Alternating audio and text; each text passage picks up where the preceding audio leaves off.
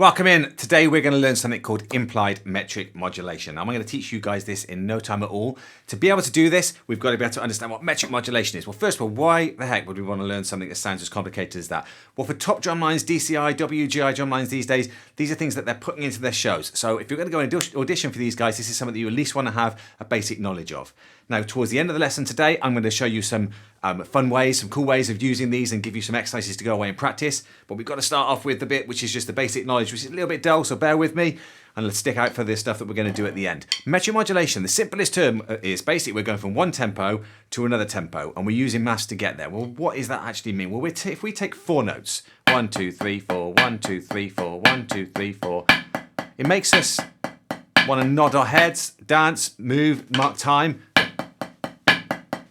So the downbeat's there. But if I was to do it three notes instead, it makes me want to feel wow, ow, ow, ow. Now the process of actually doing that in a song is metric modulation. So we've got a song that's ticking along at this pace, 1 E under, 2 E under, 3 E under, 4 E under. Then the band start to accent. What we do is we actually change the tempo to that new tempo. Now that's something that you do see sometimes in drumlines, but what's more likely to be seen is what we call implied metric modulation, and that's where what we do is we give the illusion that we're changing to a new tempo by what we play, but our feet actually stay at the old tempo. Let me show you that. Right, if we start with this, so that's in groupings of 4. 1, 2, 3, 4, 1, 2, 3, 4, 1, 2, 3, 4, 1, 2, 3, 4. And over the top of that, we're going to overlay something that's going to imply we're changing to threes, which is going to be this.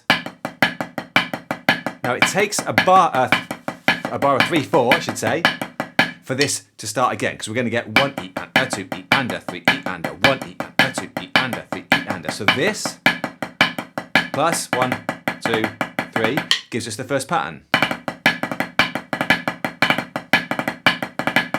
That. The way I'd like you to practice this though is because we want to imply it, we want to give them the first one to start with, so they start to feel 1, 2, 3, then 1, 2, 3. Now if I'm writing some music with this, we're going to drag it out more, and maybe we can emphasize.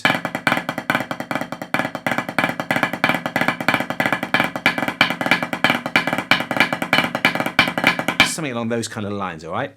Now, it's a much bigger subject than that, though, all right? Because what we might do is not always playing. We're not always playing. So if we look at the second one that's on the sheet there, we're playing this pattern.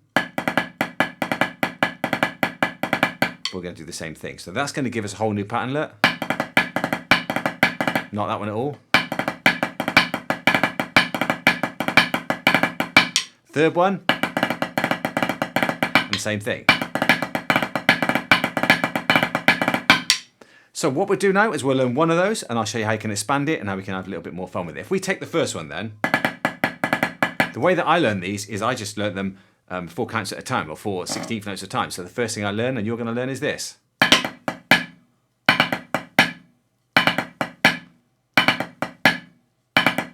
Then we're going to learn. And then finally. And we're just going to learn that like it's bar of 3, 4. So we get that 1 E and a 2 E and a 3 E and a stop. 1 E and a 2 E and a 3 E and a stop. 1 E and a 2 E and a 3 E and a stop. 1 E and a 2 E and a 3 E and a stop. And obviously with time, you get the speed. Now, the other way that you guys are going to need to know this, especially for these guys who want to go and do WGI, is sometimes we actually do metric modulate the feet. So in other words, we actually go to that other tempo. So if we're playing this, then suddenly we go 1 E and a 2 E and a 3 E and a 1 E and a 2 E and a 3 E and a. We might actually physically change our feet to the new tempo, right? And we might also do it going the other way around. So we're playing this, then we suddenly jump back down. So we can metric modulate up and also down tempo. We can reverse it, all right? So the other thing that we could do is we could say that, let's say we're playing this pattern, and we're thinking now in threes. So So maybe I can put a fours in. Maybe I can metric modulate by putting this over the top. Now I'm going to think in triplets here. So I'm going to think 1 triplet, 2 triplet, 3 triplet, 4 triplet, 1 triplet, 2 triplet, 3 triplet, 4 triplet, 1 triplet, 2 triplet. Right, so we're going to get... No. That one.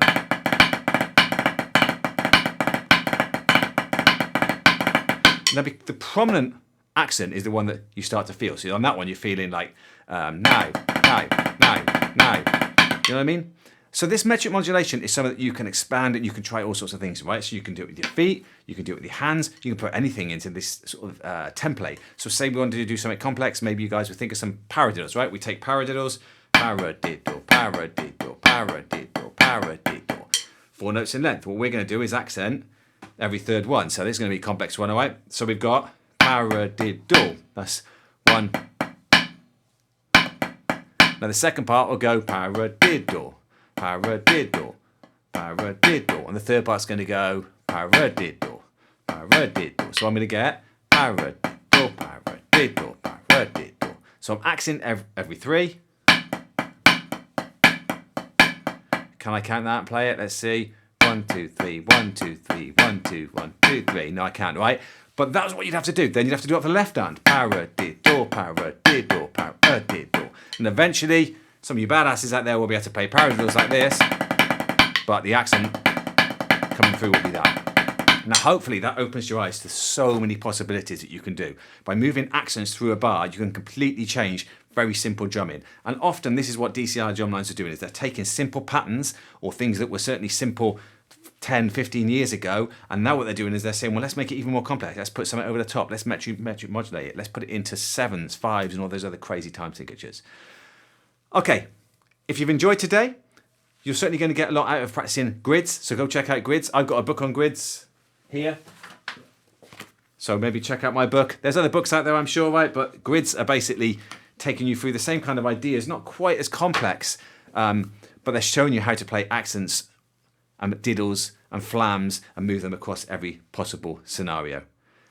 As always, please subscribe if you're not already subscribed. There's a big percentage of you guys still watching who are not subscribed. Do me a favor, hit that subscribe button. It helps me massively and lets me do more lessons for you guys. Go check out my books, go check out the merch. Let me know if you've enjoyed this. Let me know if there's anything else you'd like me to talk about, and I'll see you next time. Thanks for watching.